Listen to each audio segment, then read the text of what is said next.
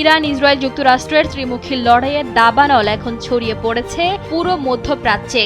সেই সংঘাতের আঁচ লাগছে প্রবাসী বাংলাদেশিদেরও। ইতিমধ্যে কুয়েত আন্তর্জাতিক বিমানবন্দরে হওয়া ড্রোন হামলায় 4 জন বাংলাদেশি রেমিটেন্স যোদ্ধা গুরুতর আহত হওয়ার খবর পাওয়া গেছে।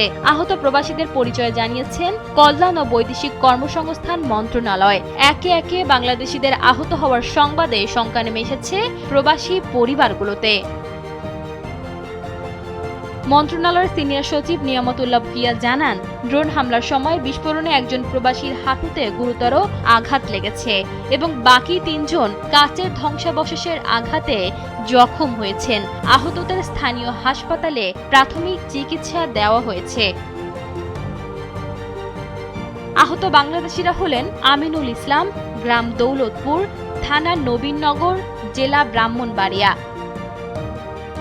দ্বিতীয় তালিকায় রয়েছেন রকিবুল ইসলাম, গ্রাম ফুলবাড়িয়া, থানা সাথিয়া, জেলা পাবনা।